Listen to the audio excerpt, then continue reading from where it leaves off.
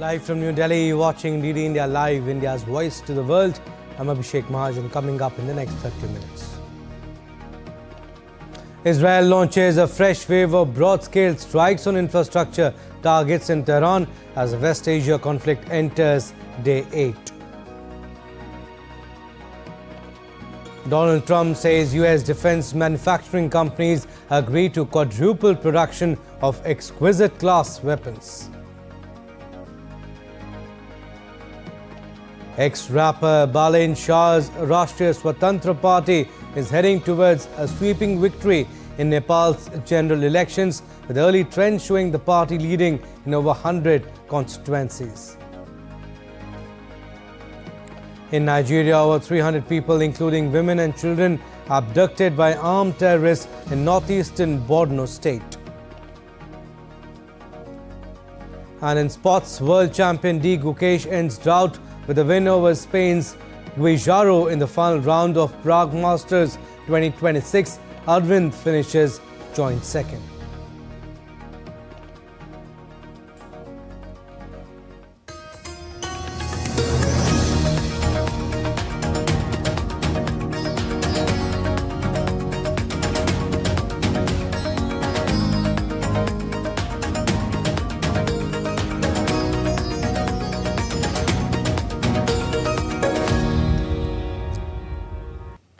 War in West Asia is escalating. Strikes have become a routine in the region. The Israel Defense Forces detected another round of Iranian missile fire headed towards Israel after a series of explosions were heard in the Israeli commercial hub of Tel Aviv following the Iranian launches.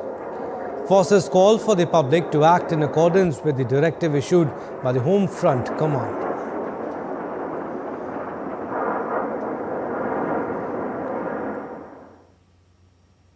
Israel has been hitting southern Lebanon in its battle against the Iran-backed Hezbollah militia. Israeli Defense Forces completed an additional wave of strikes against terror targets in the Daya district in Beirut. IDF said Iran's threat extends far beyond its borders, and together with the United States, they are dismantling this terror network. In recent days, Hezbollah has expanded their attacks against Israel. As a result, IDF soldiers have been injured in the northern border. If our soldiers weren't there, this fire, and even worse, would have been directed at our civilians in the north. Their actions, Hezbollah's actions, prove what we've said time and time again. Hezbollah is still a dangerous force present in southern Lebanon. Iran built a regional network of terror, spreading to Lebanon to threaten Israel and destabilize the Middle East. Together with our allies, we are dismantling that network. And rockets targeted the Baghdad airport complex that hosts a military base, the US diplomatic facility. A shadowy group with claims to be part of the Tehran-backed Islamic resistance in Iraq said it was behind the attack on the base. Explosions sounded near Erbil airport in Iraq's autonomous Kurdistan region, and an attack forced the US-run oil field to shut production. It also hosts US-led coalition troops. Iraqi Kurdish authorities said earlier that oil production at a field operated by US firm HKN Energy had been halted following an attack. Several Ghanaian members of United Nations peacekeeping were wounded when their base was hit in southern Lebanon, state media reported, without specifying the source of the attack. Meanwhile, the UK's Ministry of Defence shared an update on UK operations in West Asia in a post on X, which noted that the Royal Navy Wildcat helicopters have begun arriving in Cyprus equipped with Martlet missiles, and 4 additional Typhoon aircraft are scheduled to arrive in Qatar overnight, among other updates. All right, news coming in from Saudi Arabia. The Gulf nation said on Saturday it had intercepted a ballistic missile fired at an air base which houses US military personnel. Saudi Defense Ministry posted on X saying a ballistic missile launched towards Prince Sultan Air Base southeast of the capital Riyadh was intercepted and destroyed. In a separate incident, the official Saudi press agency quoted a defense ministry spokesperson saying a drone attack targeting a major oil field near the Emirati border had been thwarted. So this is a big news that we are tracking. The Gulf nation said on Saturday, Saudi Arabia, in fact, that it had intercepted a ballistic missile fired at an airbase which houses US military personnel. All right, we'll keep getting you updates on that. But moving on, global air travel remains severely disrupted after the war in Iran forced the closure of key West Asian hubs, including Dubai, Doha and Abu Dhabi, stranding tens of thousands of passengers worldwide and disrupting thousands of flights. Qatar Airways said that repatriation flights to a number of European cities would begin on Saturday, but scheduled commercial flights would remain suspended due to the closure of Qatar's airspace as a result of the regional conflict. Priority on these flights was given to stranded passengers with families, elderly passengers, and those with urgent medical and compassionate travel needs. On a diplomatic front, Russian President Vladimir Putin held a telephonic conversation with his Iranian counterpart Masoud Pezeshkian on Friday and conveyed his condolences on the killing of Ayatollah Ali Khamenei. He reaffirmed Russia's stance of immediate cessation of hostilities and said that he was in constant contact with leaders of the Gulf Cooperation Council member states. As per the Russian Ministry of Foreign Affairs, Masoud Pezeshkian expressed gratitude for Russia's solidarity with the Iranian people. The Foreign Ministry noted that it was agreed that contact will be maintained with the Iranian side via various channels. And UN Secretary General Antonio Guterres has urged for diplomatic negotiations before the situation further spirals. In a post on X, he said that all the unlawful attacks are causing tremendous suffering and harm to civilians throughout the region and pose a grave risk to the global economy, particularly to the most vulnerable people. He said that the situation could spiral beyond anyone's control and it is time to stop the fighting and get to serious diplomatic negotiations.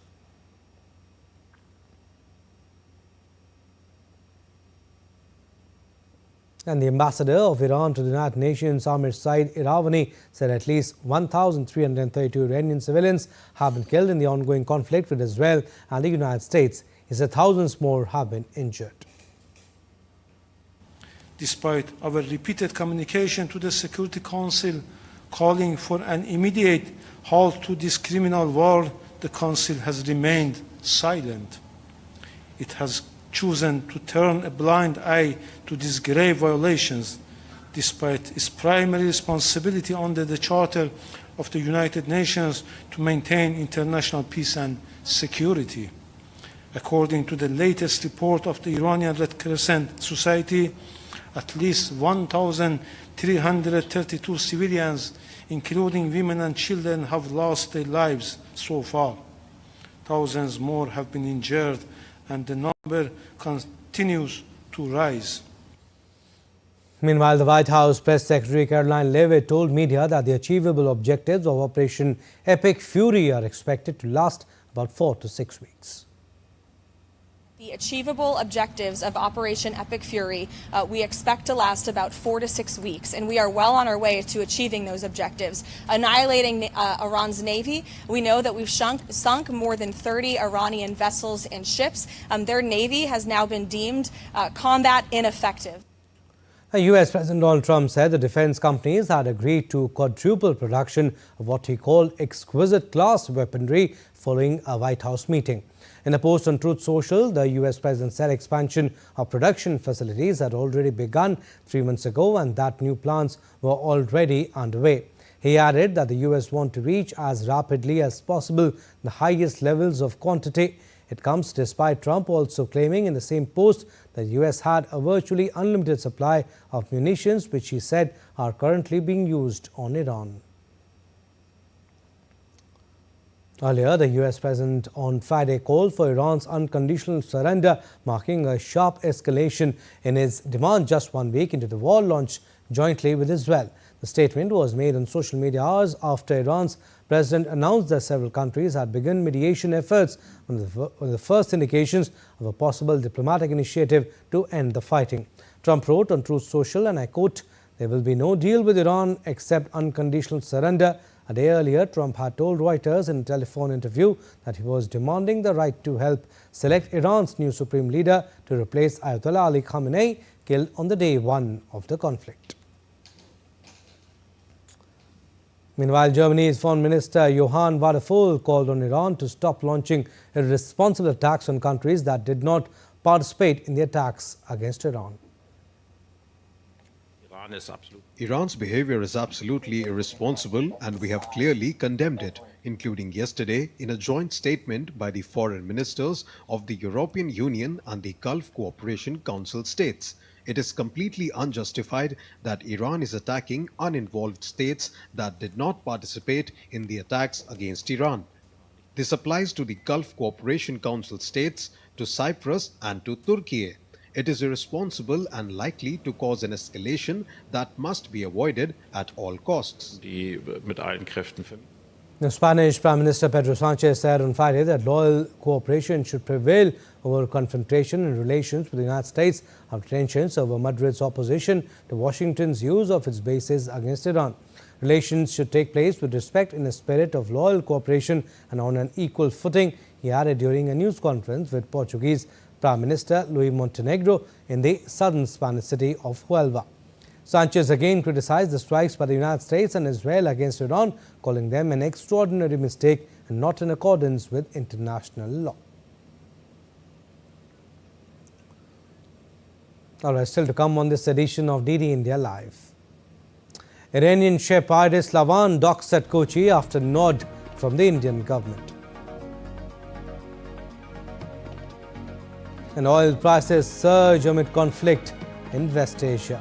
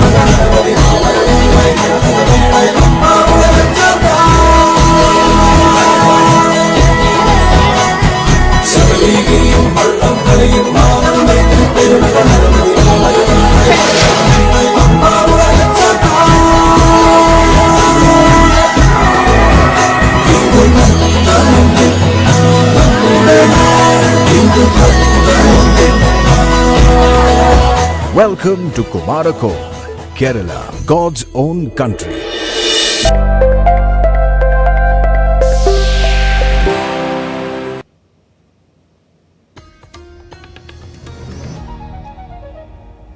Welcome back. You're watching DD India Live. I'm Abhishek Mahajan. Some more stories. The Indian Embassy in Doha has activated an additional set of helpline numbers to assist Indian nationals amid the developing security situation in West Asia.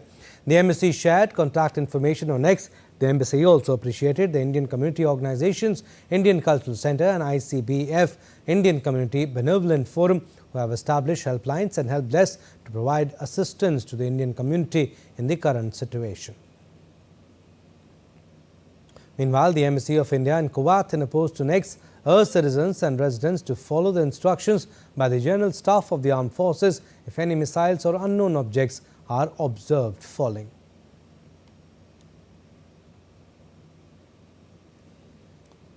And days before an Iranian warship IST Dena was hit by a US torpedo off Sri Lanka's coast, the Indian government gave nod to another Iranian ship, IST Lavan, to dock in the southwest Indian port of Kochi. As per the reports, IST Lavan was docked at Kochi on March 4 after a request was received from Tehran on February 28. In this context, its crew of 183 are currently accommodated at naval facilities in Kochi. This came after the United States sank an Iranian warship, IST Dena, near Sri Lanka in the Indian Ocean. Dena sank by a torpedo from a US submarine, while another Iranian warship, IST Bushehr, docked in Sri Lanka. The Sri Lankan Navy transferred more than 200 sailors from the ship to shore on Friday after it sought assistance while anchored outside the country's waters. In other news, armed terrorists attacked a town in northeastern Nigeria on Friday, abducting more than 300 people, including women and children. The attack happened in the town of Gukesh in Borno state. According to local officials, the attack was likely in retaliation for an operation by the military that killed 3 commanders of Boko Haram group. No one immediately claimed responsibility for Friday's attack. Nigeria is battling a complex security crisis from different armed groups. The United States has sent troops to the West African nation to help advise its military on the fight against insecurity. Now, the final day of the Raisina Dialogue will focus on the future global order and economic resilience with discussions on maritime security, supply chains and strategic rivalries. Sessions will examine maritime security challenges across the Indian Ocean and the Red Sea, including threats to undersea communication cables and the growing use of autonomous maritime systems. Across the discussions, India is expected to highlight its role as a bridge between developed economies and the global south while presenting its long-term vision of Viksit Bharat 2047. This year's Raisina Dialogue is themed Sanskar, Assertion, Accommodation, Advancement, reflecting the idea of civilizations asserting identity, accommodating differences and advancing through refinement. Now in Nepal, hundreds of supporters took to the streets across the Himalayan nation, singing, dancing and celebrating as former mayor of Kathmandu, Balen Shah's party, Rashtriya Swatantra Party, claimed an absolute 2/3 majority in the parliamentary election in the country's House of Representatives as counting continues.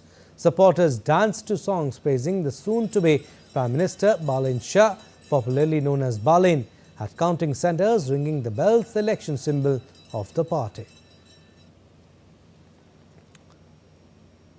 Balen Shah, a former rapper and mayor, is poised to become the next Prime Minister of the Himalayan nation after a clean sweep in the election held in the wake of last year's September youth-led protest which toppled the government led by KP Sharma Oli. With vote counts still underway for the 165 seats contested under the first past the post system, the RSP is currently leading in over 100 seats with 3 confirmed victories. Rival Nepali Congress is far behind, leading in only 12 seats with 2 victories, while the CPN-UML led by deposed PM Oli has yet to record any victories but is leading in 11 seats. Final results covering 165 directly elected seats and 110 through proportional representation are expected within the next week. On to business news now. Crude prices surged on Friday on mounting fears about oil supply disruption amid the West Asia conflict. The international benchmark oil contract, Brent North Sea crude, surged to $92.69 per barrel, up 8.5% for the day and nearly 30% for the week after US President Donald Trump said only the unconditional surrender of Iran would end the conflict. The main US contract, West Texas Intermediate, soared more than 12% to over $90 per barrel. And India's Minister for Petroleum and Natural Gas, Hardeep Singh Puri, on Friday said there is no shortage of energy in India and there is no cause of concern for the consumers. During an interaction in Delhi, the minister discussed various aspects of India's uninterrupted energy imports despite geopolitical challenges. He said the government's priority is to ensure the availability of affordable and sustainable fuel for citizens, adding that the country is managing this comfortably. Now, Venezuela's inflation surged to 475% in 2025, the highest in the world according to figures released by the country's central bank. The Venezuelan economy faced severe pressure amid tighter US sanctions and economic measures during the final phase of former leader Nicolas Maduro's rule, contributing to the sharp rise in prices. Central bank data showed that inflation in the first 2 months of 2026 reached nearly 52%. Prices of essentials saw steep increases, with food and drinks rising by 532%, healthcare by 445% and rent by 340% during 2025. Now, German media group Axel Springer SE agreed to buy Telegraph Media Group for £575 million, ending ownership uncertainty and outbidding Daily Mail and General Trust. The deal aims to preserve the Telegraph's legacy while expanding its global reach. CEO Matthias Dofner said owning the Telegraph is a privilege and responsibility. In sports news, world champion Gukesh ended a winless streak, beating David Anton Guijaro of Spain in the 9th and final round of the Masters section of Prague International Chess Festival.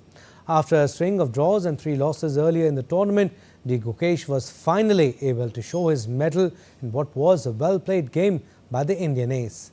Guijaro, who succumbed to his 3rd loss in a row, was no match for Gukesh in creativity and was grounded in the end game.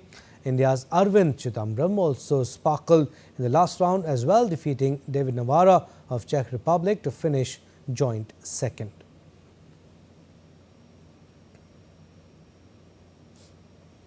Alright, so Gukesh ending his winless streak in the Prague Masters 2026, beating David Anton Guijaro of Spain in the 9th and final round of the Masters section of Prague International Chess Festival. After a string of draws and 3 losses earlier in the tournament, Gukesh was finally able to show his mettle in what was a well-played game by the world champion.